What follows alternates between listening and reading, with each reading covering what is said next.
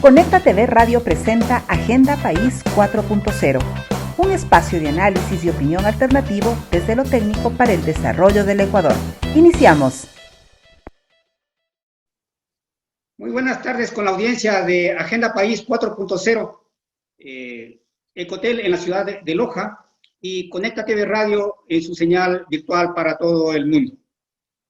Hoy queremos continuar con la tratativa de lo que es la economía, en esta ocasión desde el punto de vista del empresariado, que obviamente es de cierta manera el motor de este país y de toda la economía.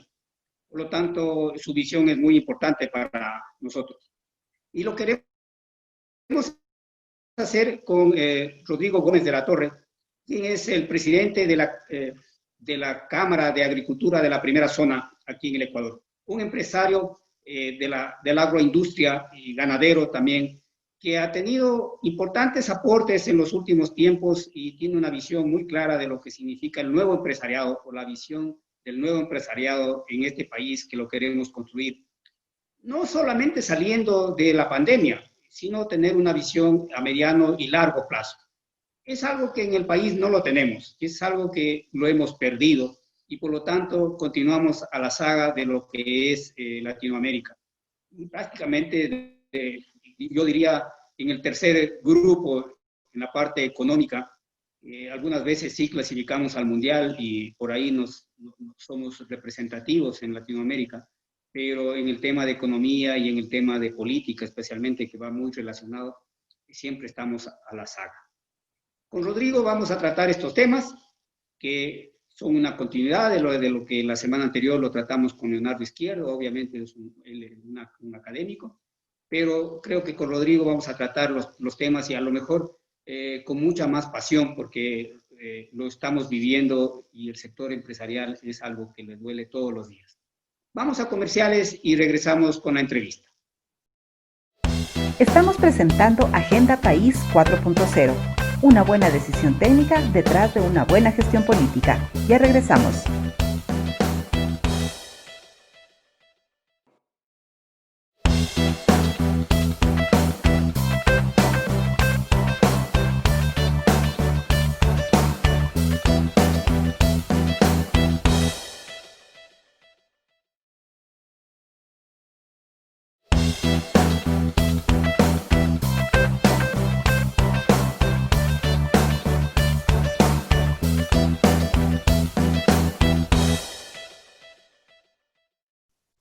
Muy bien, ya estamos con Rodrigo Gómez de la Torre.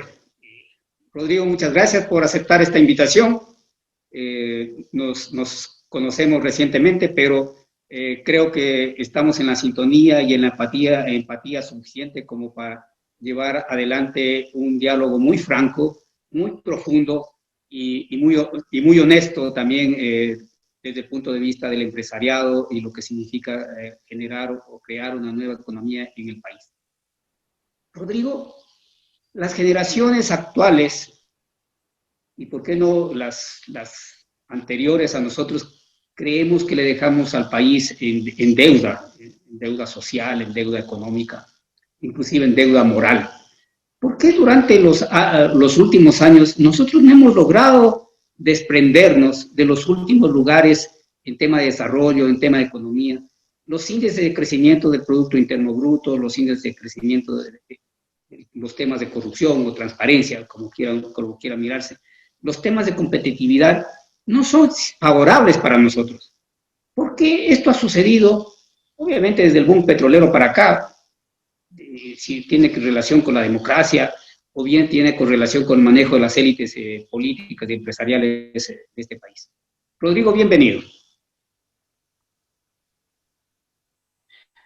Estimado Rodrigo, tocayo, pues primeramente será un gusto conversar. Sí, creo que has planteado un escenario bastante amplio, complejo y de muchas reflexiones. Cuando hablamos primero voy a comenzar por la parte final. Cuando hablamos de élites, usualmente estamos haciendo referencia a empresarios o a clases económicas. Pero élites también son grupos de poder que ejercen presión sobre ciertas decisiones de los distintos gobiernos. Y la élite del transporte es una élite, la élite indígena, y en estos días que tanto se habla de retomar, qué pena, una palabra tan positiva para algo tan negativo como fue el Octubre Negro del año pasado, pero también son élites al final del día, porque ejercen presión. Y creo que hay un tema que lo voy a ejemplificar de qué es lo que nos sucede muchas veces. Nosotros tenemos estas cosas acá. Nosotros tenemos la experiencia a veces como padres y enseñamos a los hijos a montar bicicleta y les ponemos las rueditas y después de las rueditas les sostenemos en el asiento. Pero mientras no les soltamos, el hijo realmente no va a despuntar. Las políticas estatistas o las políticas proteccionistas del gobierno vienen desde la época, a finales de 1800, o sea, no es un tema nuevo, vienen con la revolución industrial, vinieron políticas de defensa de los derechos de los trabajadores, y a lo largo del tiempo se han ido conformando y consolidando cada vez más. Y en el gobierno pasado, que tuvimos un nuevo boom económico a través de la lotería del precio del petróleo, a diferencia de poder construir un Estado mucho más libre, un Estado mucho más desprendido del gobierno, el Estado somos todos, el gobierno es temporal, sucedió exactamente lo opuesto. Nos consolidamos en políticas mucho más paternalistas, en donde todo el mundo observa, a ver, ¿qué es lo que pasa con la presidencia de la República para solucionar todo tipo de problemas? Y creo que hay un empresariado que entendió que ese no es el camino y que está apuntando a soluciones diferentes, pero también hay una sociedad y un empresariado, todos somos parte de lo mismo, que más bien está apuntando a que el gobierno le dé solucionando los problemas y creemos que a más Estado, más soluciones, cuando la triste realidad es que lo que requerimos es más privado y menos Estado. Rodrigo, pero esto se viene arrastrando desde hace muchos años. La historia reciente, no solamente relacionados a temas de corrupción del gobierno, nuestros presidentes todos perseguidos por temas legales, pero en definitiva la economía del país ha estado sustentado, obviamente en el tema del petróleo. Ahora queremos dar un giro a la minería. Pero ¿por qué ese manejo que otros países, hablemos de otros países de la región, como por ejemplo Uruguay, Costa Rica, no se diga Chile y Colombia, ya han logrado despuntar, obviamente con algún costo inclusive social, pero han logrado repuntar y nosotros seguimos en esta especie de ruleta, o mordiéndonos la cola, como se quiera decir, y no logramos despuntar. Entonces yo creo que aquí, no sé si el tema sea búsqueda de acuerdos, búsqueda de diálogo, mayor calidad de liderazgo, pero todavía seguimos con esta deuda. Yo insisto, tenemos una deuda generacional, porque estamos dejando, como tú dices, cada vez endeudados y cada vez nos farreamos los momentos de cierto, nuestro minuto de felicidad como el precio del petróleo. Y seguimos acá. A ver, primer punto, yo creo que hay que romper un par de mitos. El gobierno vive del precio del petróleo. La realidad del Ecuador es que vive de lo que son las exportaciones. Y voy a tomar referencia de los últimos 6 años, en el cual de las exportaciones totales, donde está incluido el petróleo, obviamente, superando el 50% y hasta llegando al 65%, son exportaciones no petroleras fundamentadas principalmente en el sector agropecuario. Entonces, ahí hay un tema. Tú me has mencionado países. Colombia, voy a regresar 20 años atrás. En Colombia se decía que el desarrollo de Colombia estaba muy vinculado a la situación de tener dos océanos y dos salidas al mar. Dos salidas al mar que implican comercio, ojo, y comercio de todo hacia afuera. Y obviamente, cuando compartes, hace que no solamente es lo que exportas, sino lo que exportas e importas. Y menciono el trueque porque es muy gráfico. Cuando hablamos de Chile, hablamos de una política estable que arranca con la dictadura de Augusto Pinochet en los 70s, y obviamente hubieron sectores económicos que perdieron muchísimo con la apertura comercial, pero permitió que otros sectores puedan profesionalizarse, la gente se reconvierta y poder potenciar mucho más los aspectos. Y voy a mencionar un país que no sé si se me pasó, pero no te escuché, Perú. Y hace 20 años, justamente, ni siquiera le veíamos al Perú. Era un ejemplo de cómo la minería funcionaba, cómo la explotación del guano de la costa se podía exportar para fertilizante, pero no lo veíamos como un país agroexportador, por ejemplo.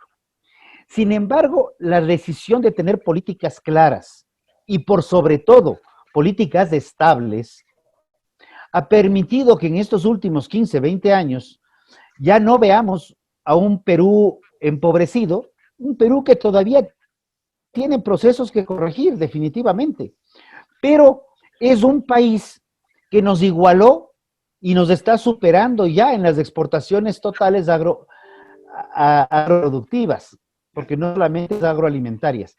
Y el Ecuador, como tú bien lo has dicho, seguimos hablando del potencial. Mientras los otros ya están avanzados en la carrera, vemos que nosotros más bien nos hemos sustentado muchísimo en esta frase, no es el momento. Entonces, cuando se negociaba el acuerdo con Estados Unidos, vamos a mantenernos de observadores, no es el momento. Cuando se negoció en bloque Europa, no es el momento. Cuando se abrió Alianza del Pacífico, el Ecuador fue de los países originales para tratar el tema, pero tampoco fue el momento. Entonces llegamos a un punto en el cual no tenemos acuerdo con Estados Unidos y es nuestro principal socio comercial. En acuerdo con Europa firmado, nadie sabe cómo, porque de un día para otro se firmó el acuerdo, lo mejor que ha podido pasar. Y todavía hay mucho trabajo por hacer en ese acuerdo. Y Alianza del Pacífico, estamos todavía en el proceso de integración. Este año se firmó Chile y parecería que se quiere acelerar lo que más se pueda, lo que es México. Y con muy buenos ojos hemos visto que se retoman las conversaciones del TIC orientadas a un acuerdo con Estados Unidos. Entonces, lo que pasa es que se arma la fiesta, tú organizas la fiesta, eres de los que mete candela para armarte la pachanga y después te abres. Y cuando ya te abriste, el resto siguió haciendo la fiesta. Y cuando la fiesta está armada, quieres llegar a decir, no, ya no quiero esa música, quiero otra. Y ya no entras a decidir, sino entras a adherirte. Y yo creo que ese tema de no es el momento es algo que deberíamos desterrarlo del lenguaje, porque el momento fue hace rato y ahora tenemos que sumarnos lo más pronto posible y buscar cómo potenciar nuestras ventajas comparativas y competitivas, que sí las tenemos, para dejar de hablar de potencialidades y comenzar a hablar de hechos. Rodrigo, yo he escuchado ese, no es el momento o no estamos preparados. Yo recuerdo lo que tú dices. Cuando yo fui vicepresidente y luego presidente del Colegio de Ingenieros Mecánicos de Pichincha y negociábamos justamente el TLC con Estados Unidos en ese momento, había ciertos grupos, inclusive relacionados a nuestro gremio, que decía, no estamos preparados, esperemos, o queremos mejores condiciones. El año anterior, cuando se negoció o estaba a punto de darse la apertura a la Alianza del Pacífico directamente, porque ahora lo que estamos haciendo es un bypass, con lo que tú dices, Chile y luego México. Igual hay sectores del gobierno y sectores del empresariado que todavía siguen no preparados. Entonces, creo que nunca vamos a seguir preparados. No es así como el caso de Chile, que el gremio exportador especialmente, lideró todos estos tratados de libre comercio y por eso los aranceles y la apertura comercial que tiene Chile es extraordinariamente grande. Creo que tiene la mayor cantidad de tratados de libre comercio.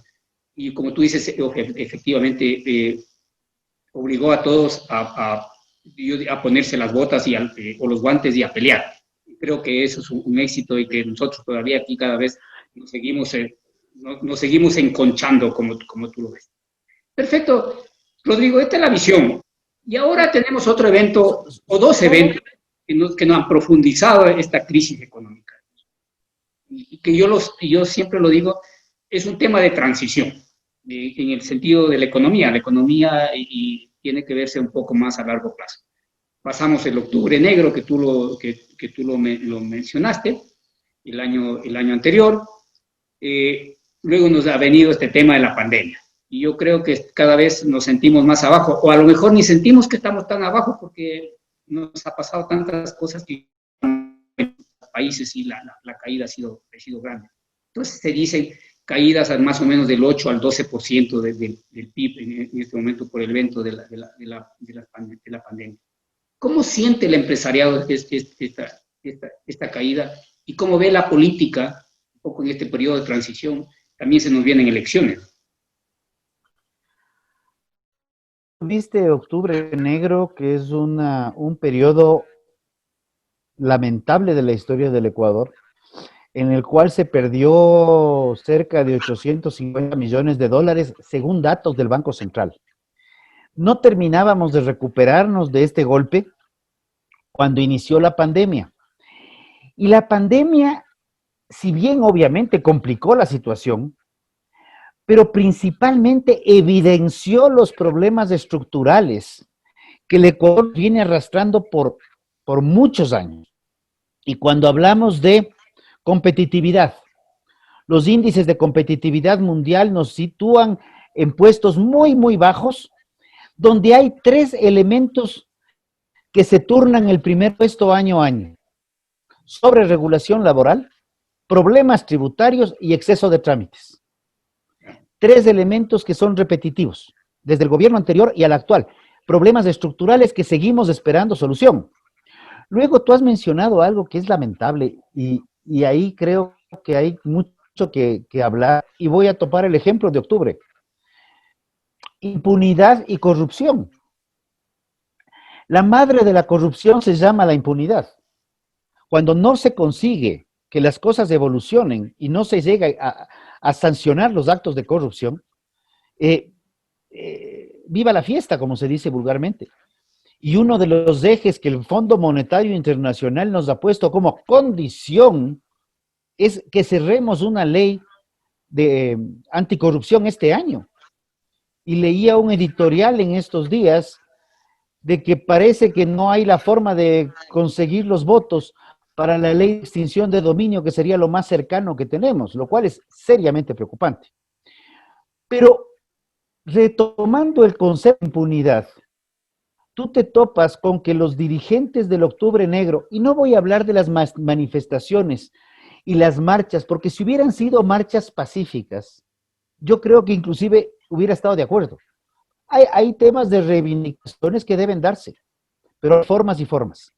Tuvimos el corte de agua de Ambato, tuvimos la quema de la Contraloría, daños a la propiedad pública y a la propiedad privada, secuestro y agresión a periodistas, secuestro y agresión a funcionarios de la Policía Nacional, quema de policías, y sin embargo los dirigentes de esta manifestación fueron llamados a la fiscalía, que es lógico, como debe darse, nunca, e inclusive ni se presentaron ni hubieron repercusiones, tanto así que no tuvieron ni siquiera prohibición de salida del país para poder irse a Washington a tomarse fotos frente al Capitolio mientras presentaban el libro El Estallido. Entonces, ese tipo de situaciones te dejan sin sabores, porque dices, ok, hay que llevar el debido proceso, pero si alguien tiene un problema de los más menores que podemos encontrar, lo primero que le hacen es prohibir la salida del país. Sin embargo, aquí son problemas mayúsculos y son temas que se pueden justificar,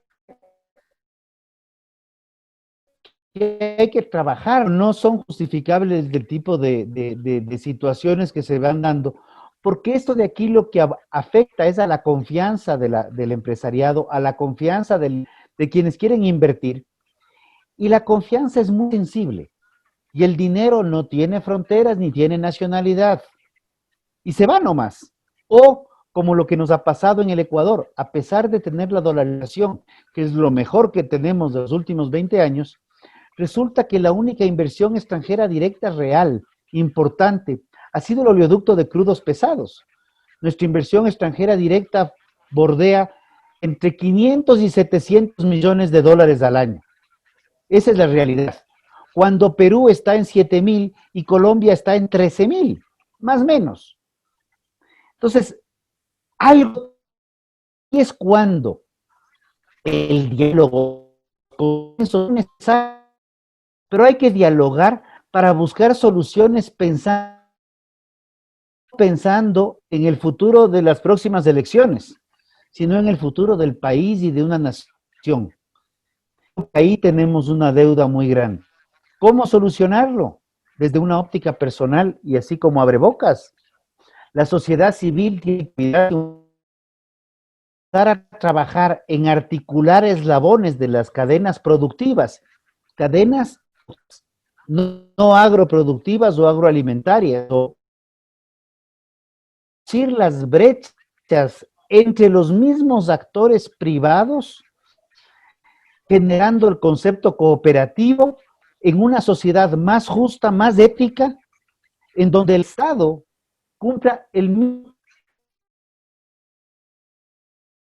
Pero mientras más intervención hay, lamentablemente terminamos en que ciertos eslabones más fuertes, sea trabajador, sea empresario, de acuerdo al nivel de presión que puede ejercer, termina derivando en más distorsiones. Distorsiones. Rodrigo, tú mencionas y hastiar a la gente, lo que tú ves a la gente, y no se diga al empresariado que toma decisiones, como tú dices, en función del dinero y un dinero sin fronteras, en donde se está viendo otras oportunidades y por todo lado.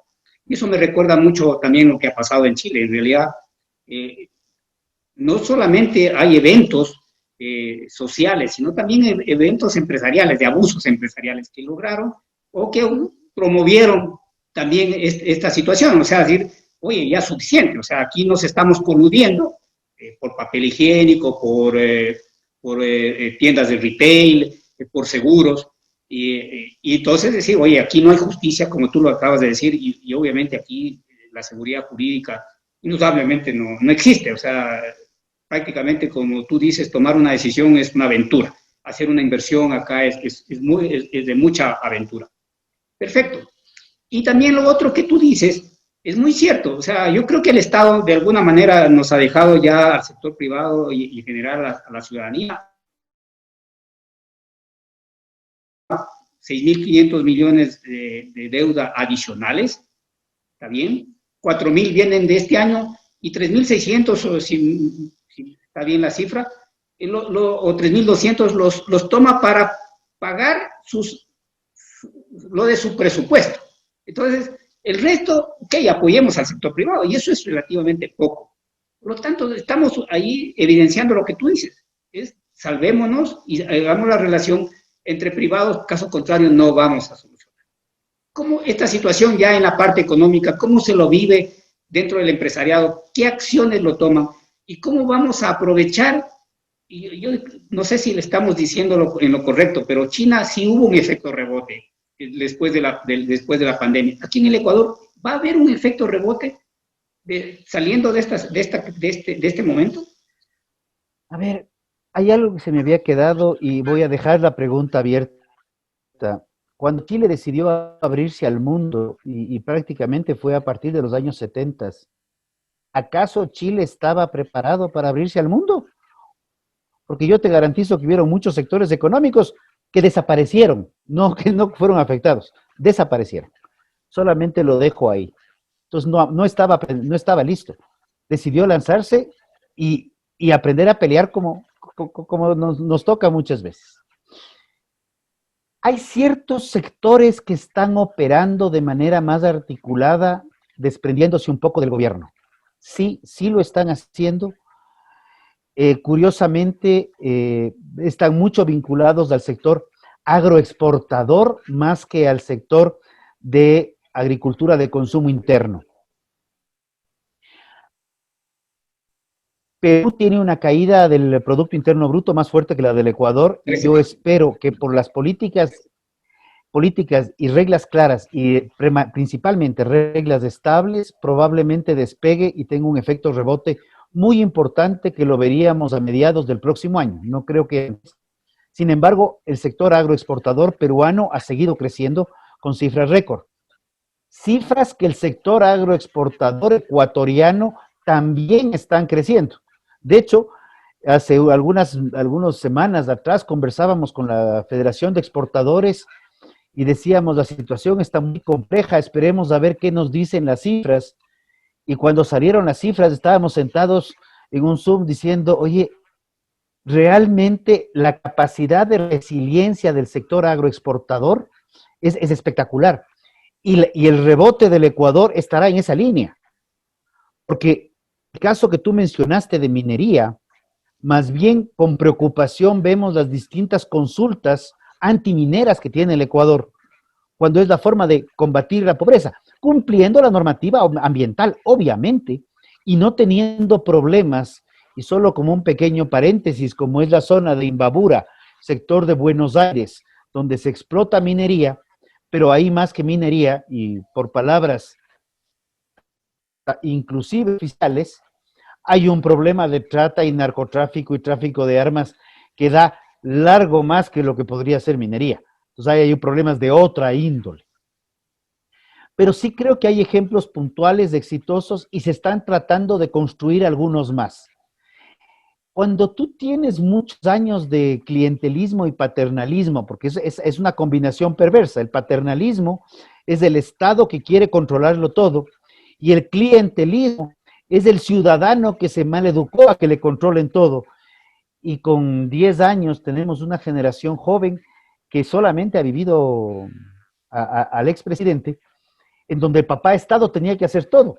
O sea, en un ejemplo muy burdo, he dicho, a veces se caía el sartén en la cocina y quien estaba cocinando tenía que el presidente le dé recogiendo el sartén en un castizo muy criollo, ¿no?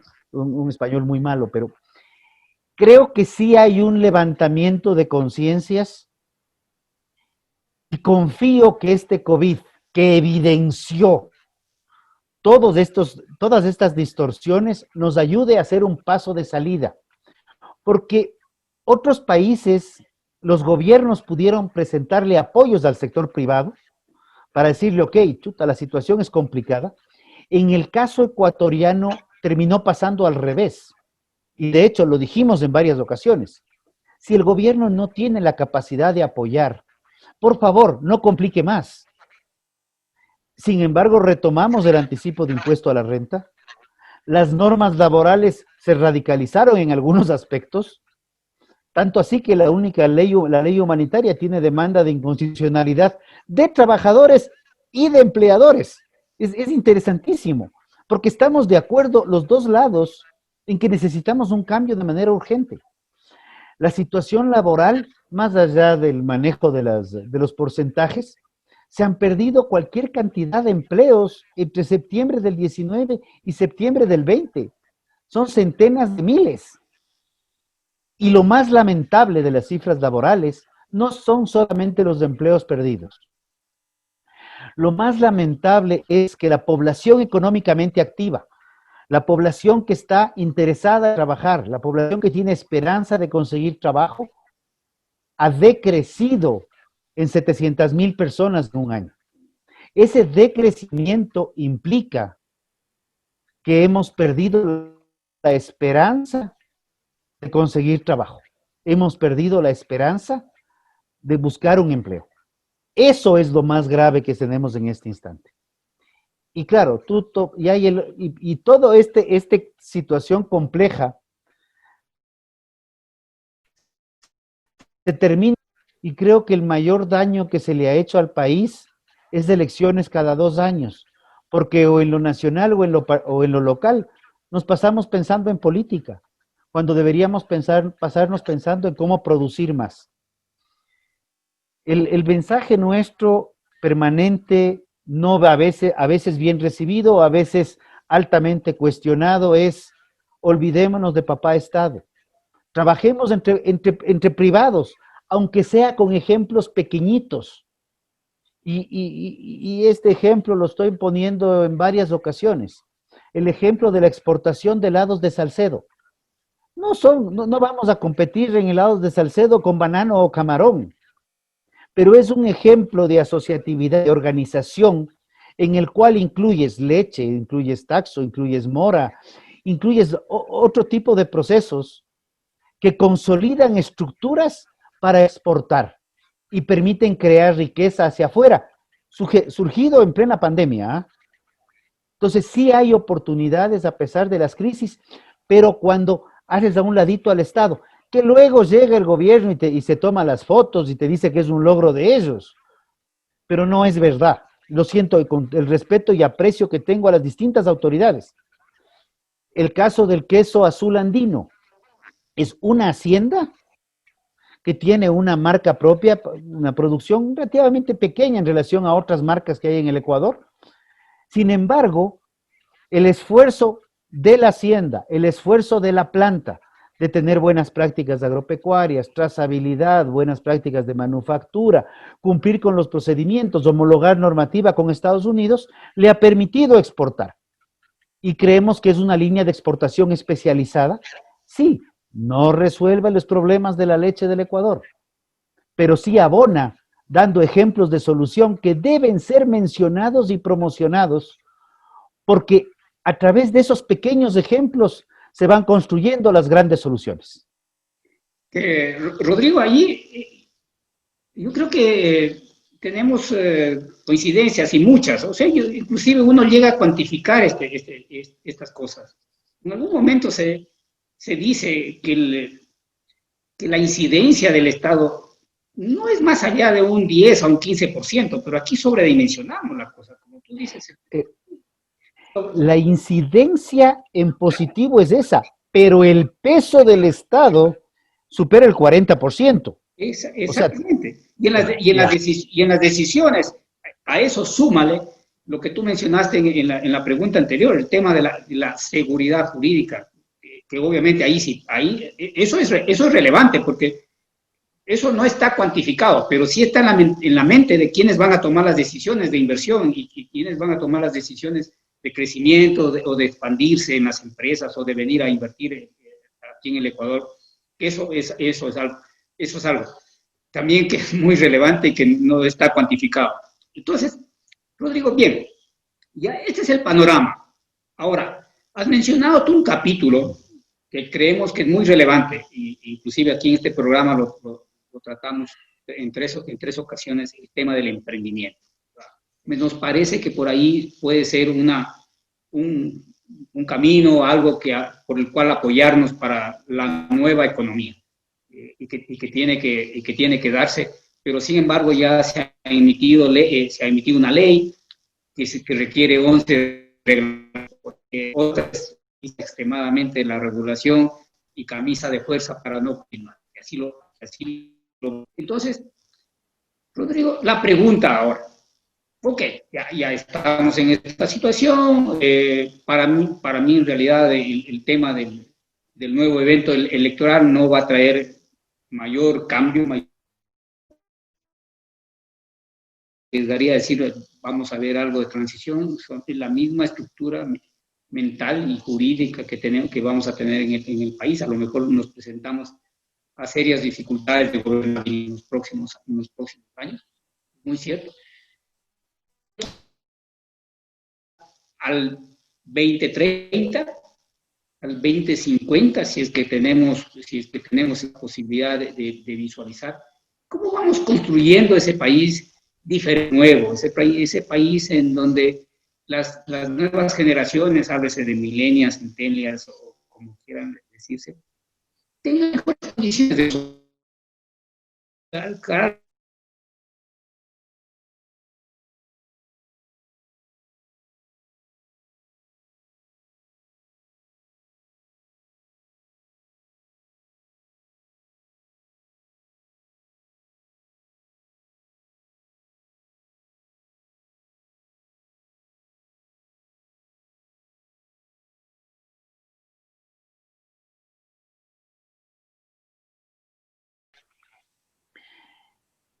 ¿Cómo ver la nueva economía? Creo que algunos temas se los han planteado. Cuando arrancó este gobierno, creo que el 5 nos decía que vamos a dialogar. Entonces, el Ecuador es el primer país del planeta que yo conozco que se dialoga por decreto, pero dialogamos.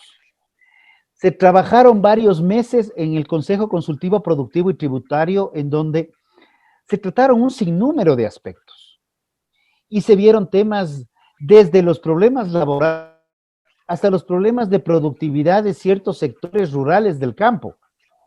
Y yo recuerdo una discusión con unos amigos maiceros de la ciudad de Ventanas, en que un maicero se paraba y decía, necesitamos poder trabajar con transgénicos porque con lo que tenemos no nos da. Y tienes los ideólogos antitransgénicos. Y yo les digo, por favor, si alguien quiere trabajar con transgénicos, que está probado que no tiene problema de salud, que lo haga. Y si alguien quiere certificar orgánico, no transgénico, que lo haga. Pero el uno no excluye el otro. Creo que necesitamos una sociedad de mayor diálogo y menor polarización. Y lo que usualmente vivimos es mayor polarización y menor diálogo. Porque diálogo implica que las dos partes se escuchen. Y lo que vivimos, como cuando vamos a los famosos diálogos, es que uno habla y el interlocutor oficial a veces algo escucha y a veces algo oye, pero muchas veces con suerte oyen, pero muy rara vez escuchan. Y ese es un grave problema. Más bien, sí creo, y sí le apunto, y lo digo así de crudo, sí le apunto a que estas posibilidades de inclusión de acuerdos comerciales, de los cuales estamos rezagados, no es que todavía no estoy pensando en acuerdos nuevos, sino en los rezagados, completar Alianza del Pacífico y Estados Unidos, permitan tener una normativa supranacional suficientemente clara y principalmente estable que nos permitan planificar una economía. Porque con cambios normativos cada 6, 8, 10 meses y de acuerdo al vaivén político y a las tendencias del Twitter, que muchas veces juegan posicionamientos importantes para las decisiones políticas del Ecuador, realmente es un barco a la deriva y el mar está muy turbulento. Rodrigo, yo creo en eso. Inclusive en los últimos eventos jurídicos, cómo se han dado, es precisamente que las decisiones, sentencias o llamados a la justicia han venido de afuera. Yo creo que específicamente en el tema de la economía también nos va a venir tirabuzones de afuera. O sea, yo estimo eso. Tú ya ves en este momento, tú ya lo dijiste, en este momento el nuevo acuerdo con el Fondo Monetario Internacional dice póngase una ley y arreglen la casa adentro, cosa que en realidad nos hace sentir cada vez más torpes e ineptos. ¿Qué? Pero así nos ven. Entonces, yo sí creo que precisamente estas nuevas acuerdos comerciales te van a ordenar.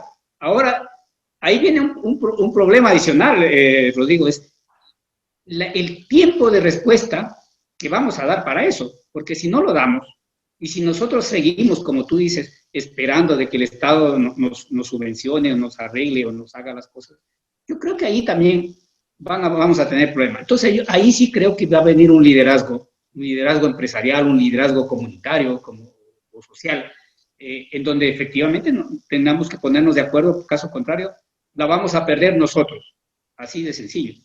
Esa parte del diálogo, ¿cómo se traduce en la economía, Rodrigo? Porque tiene que haber un efecto, pero inmediato. Yo creo que debíamos, y esto es lo que prácticamente se promueve, debate de mi directorio de anteayer, o sea, permanentemente. Es que la intermediación y que los intermediarios y que los piqueros, estábamos hablando del tema agrícola fundamentalmente. Señores, ¿por qué los 20 productores del mismo sector no se juntan para que en vez de que llegue un piquero a recoger su producción y pagarles a precio de lo que le da la gana, ¿por qué no se juntan todos y contratan un transporte para llegar al mismo sitio que lleva el piquero? Y entre todos juntos se construyen soluciones.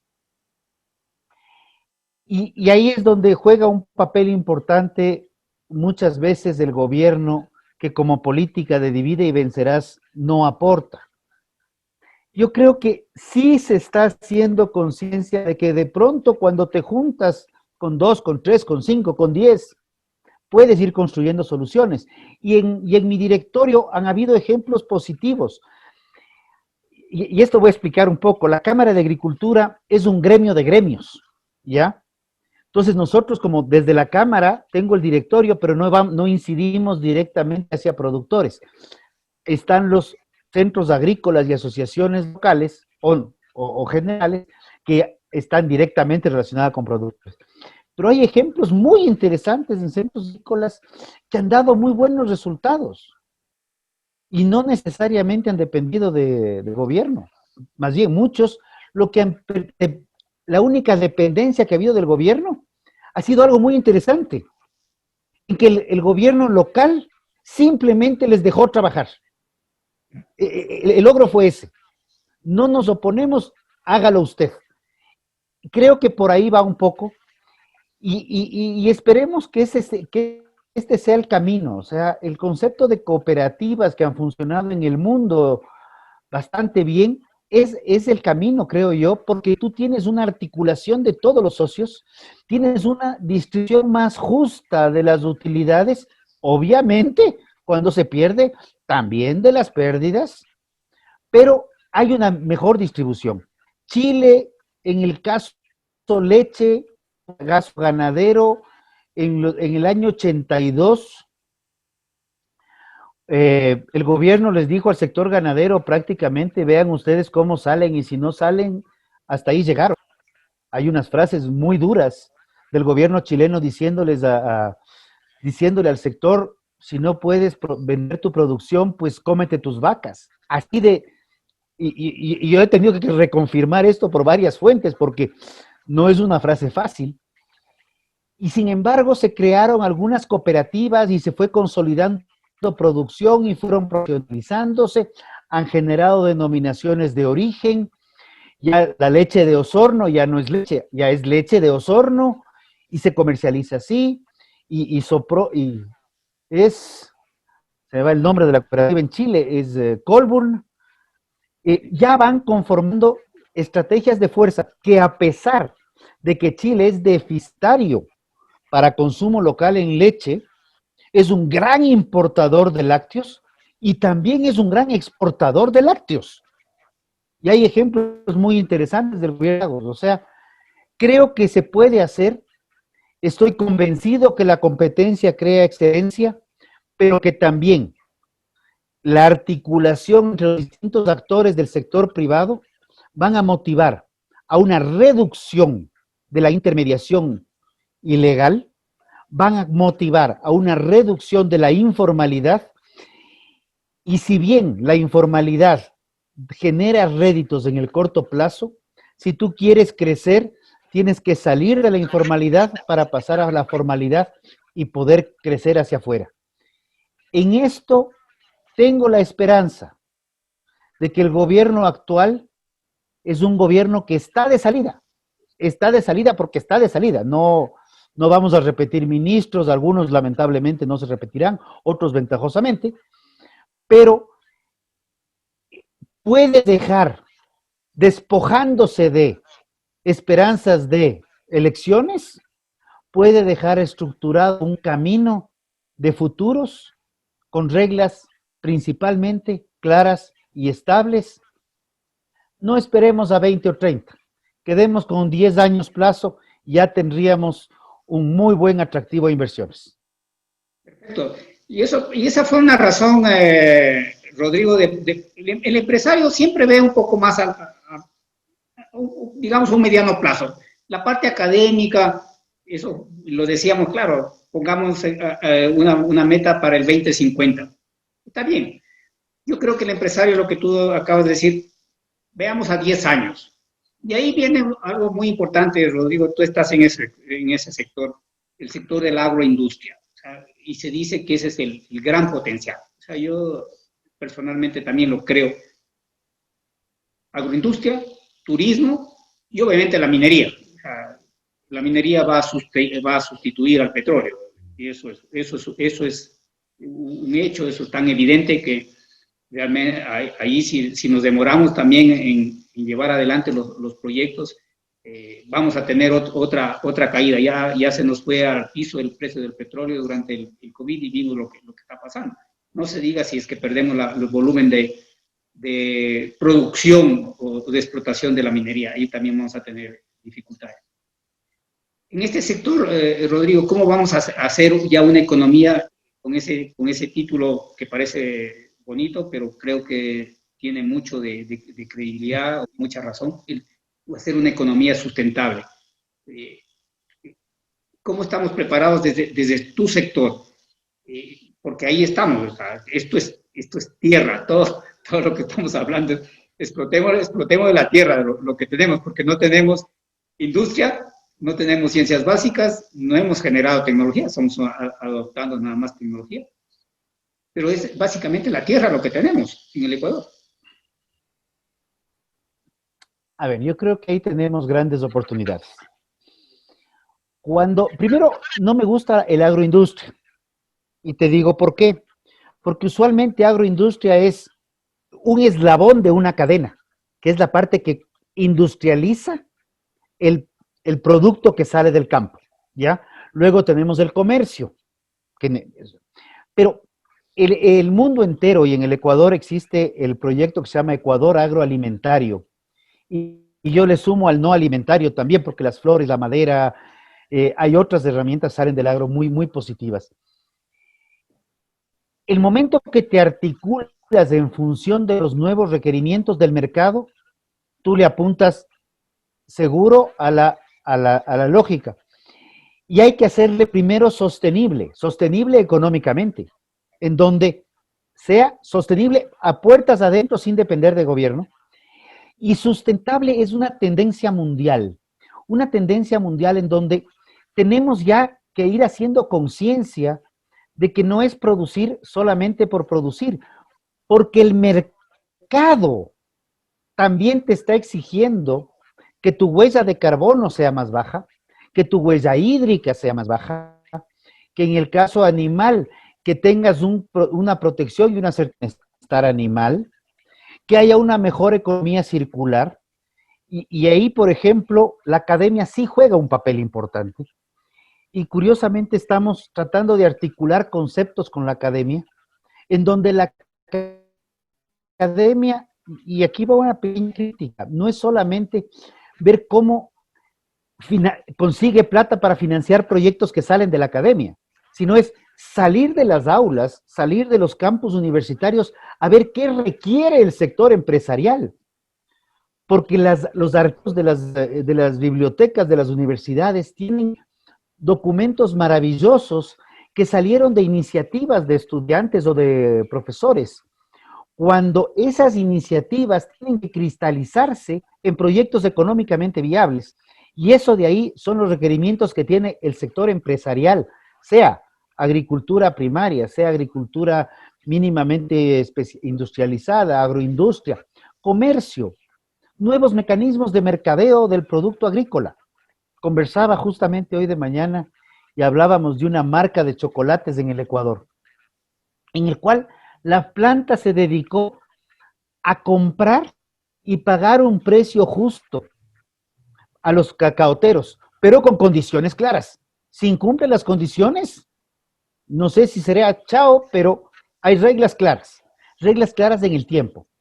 Y la marca se enfocó exclusivamente en comercializar y mercadear, local e internacionalmente. Y así es como funciona.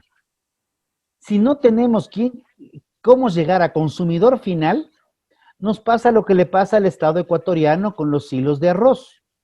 Hace algunos años teníamos los silos de arroz completamente saturados, teníamos el arroz que tenía 4 años guardado, mucho de ese ya no servía, pero nunca pensaron en que si se compraba arroz, había que vender, pues.